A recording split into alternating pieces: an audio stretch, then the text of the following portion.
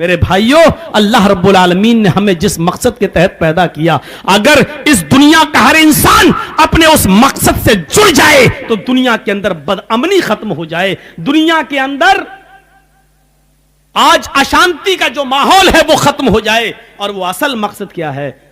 इबादत। और इबादत सिर्फ यही नहीं है कि हम चले गए और फजर में 2 रकात नमाज पढ़ के निकल आए और जोहर में 4 पढ़ ली और असर में 4 पढ़ ली और मगरिब में 3 पढ़ ली और इशा में 4 पढ़ के हम सो गए। सिर्फ यही इबादत? इबादत सिर्फ यही नहीं है। इबादत का मफहूम बहुत वसी है। बंदगी अल्लाह के हर हुक्म को मानना इबादत है। रसूलुल्लाह के हर एक हुक्म को मानना इबादत है। हम इबादत में लग जाएं और लोगों को अल्लाह की इबादत से जोड़ दिया जाए, बदअमनी खत्म हो जाएगी। अमन हम तलाश कर रहे हैं।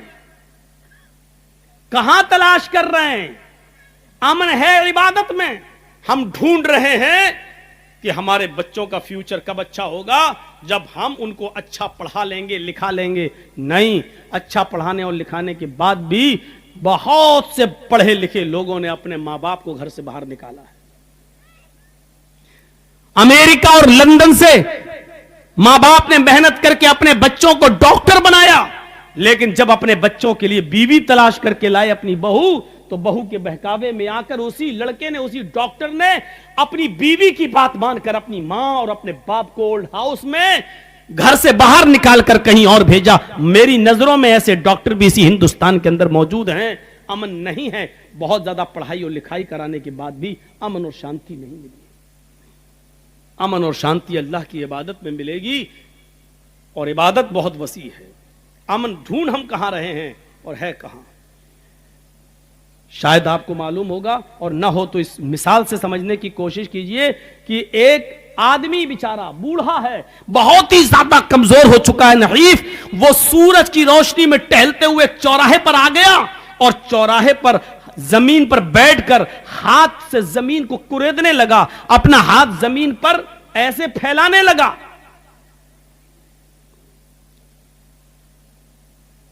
किसी ने कहा कि अरे बाबा, जमीन पर ये क्या ढूंढ रहे हो? उसने कहा, बेटा मेरी सुई खो गई है, मैं उस सुई को जमीन पर ढूंढ रहा हूं। तो उस आदमी ने कहा कि बाबा तुम जमीन पर सुई ढूंढ रहे हो, आपकी सुई खोई कहां है? उसने जवाब दिया कि वो तो घर के अंदर खोई है। इस आदमी ने पूछा, बाबा सुई खोई है घर के अंदर और ढूंढ रहे हो चौराहे पर, क्यों? उस बुजुर्ग ने जवाब दिया, घर में अंधेरा था, चौराहे पर रोशनी थी, इसलिए सूरज की रोशनी में मैं सुई को ढूंढ रहा हूं। आप ईमानदारी के साथ बताइए, क्या सूरज की रोशनी उसको उसकी खोई हुई सुई चौराहे पर दे सकती है? सुई खोई है घर में, ढूंढ रहा है चौराहे पर, नहीं मिल सकती है वो सुई।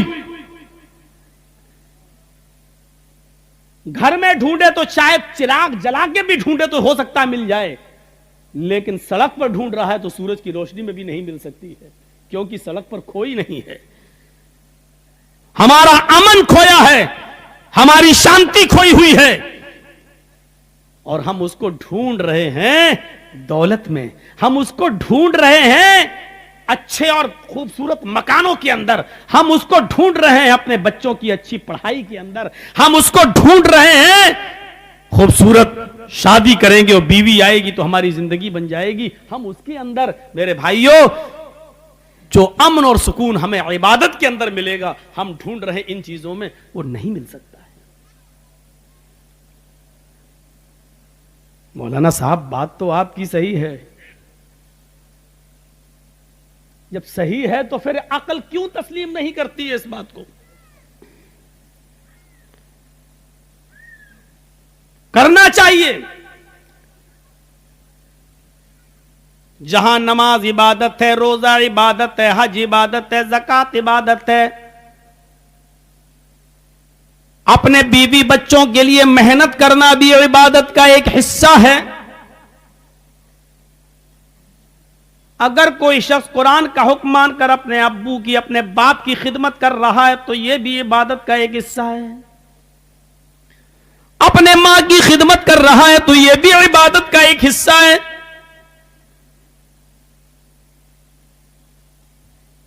बच्चे की पैदाइश के बाद उस बच्चे को गिरवी से बचाने के लिए कि उस बच्चे की दुआएं बड़ा होकर बाप के हक में कबूल हो, अगर वो ये चाहता है तो उस बच्चे का 7वें दिन अकीका करना भी इबादत है। माफ कीजिएगा, अकीका सिर्फ 7वें ही दिन है, करने को तो 14वें दिन और 21वें दिन भी आदमी कर लेता है, वरना फजीलत सिर्फ 7वें दिन की है। 14वीं और 21वें दिन की जो रिवायतें आती हैं वो सब ज़ईफ और कमजोर हैं। अब उस कर्ज से बचने के लिए कि हमारे मां बाप ने हमारा अकीका नहीं किया तो हम कर सकते कि नहीं कर सकते? हां बिल्कुल आप कर सकते हैं, आप कर लें, आपके लिए सही है, जायज है, कर लेना चाहिए। लेकिन इस्तिताअत, हैसियत और ताकत होने के बावजूद भी अगर आप 7वें दिन अकीका नहीं करते हैं तो आप गुनाहगार भी हैं। जिस तरह साहिब इस्तिताअत होने के बाद आप हज नहीं करते हैं, आप गुनाहगार नहीं। 2 बेटी और रह गई, उनकी शादी कर लें तब जाएंगे हज करने। 1 बेटा और रह गया, इसकी शादी कर लें तब जाएंगे हम हज करने। और इस्तिताअत होने के बावजूद शादियों के चक्कर में रुके हुए और हज नहीं कर रहे हैं तो आप गुनाहगार हैं। और अगर इसी हाल में मौत आ गई तो माता अलल मजूसिय्या, तो आदमी हालत इस्लाम में नहीं, मजूसियत, आग का आतश परस्त होकर, आग का पुजारी होकर मरेगा। बने बैठे हैं ना, आपके यहां क्या बोलते हैं? ये सब गांव का सरदार है, गांव का सरपंच है। हाँ सरदार जी हज कराए? अभी नहीं, पैसा बहुत है माशाल्लाह, हज करते नहीं, अभी नहीं। क्यों? 2 बेटी और रह गई, उनकी शादी कर दें।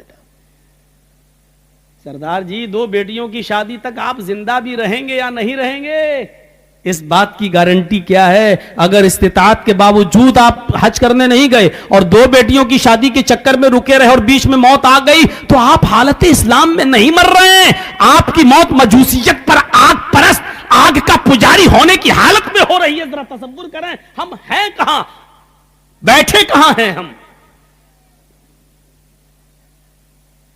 सुनना पड़ेंगी ये सब कड़वी बातें। जब इतनी दूर से बुलाते हो आप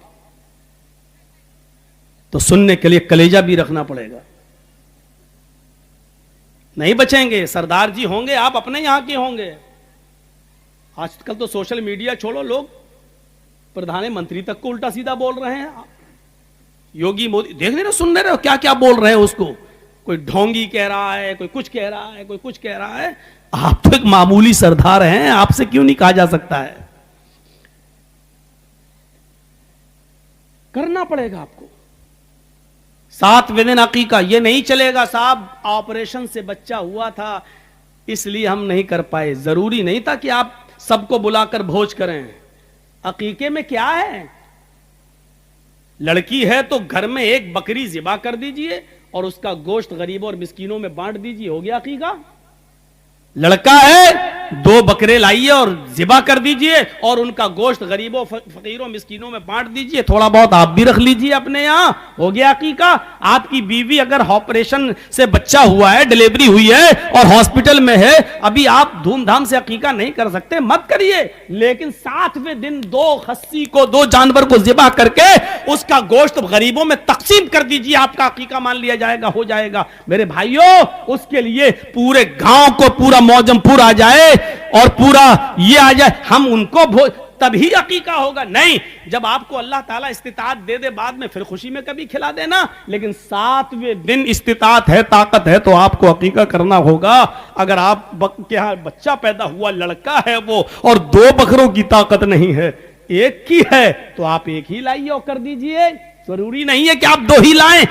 हाँ, लड़का है तो 2 चाहिए अगर इस्तिताअत है तो। अगर लड़का है दो की इस्तिताअत नहीं है, एक की है तो एक ही लाकर आप कर दीजिए। नियत ये हो कि अल्लाह अगर तूने मुझे दिया होता तो मैं दो करता, लेकिन मेरे पास दो की नहीं एक की है, तो एक ही लाकर ज़िबह कर दीजिए मेरे भाइयों, और उसका गोश्त तकसीम कर दीजिए।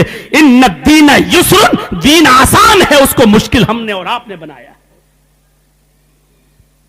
नहीं साहब अभी नहीं करें, क्यों नहीं करें?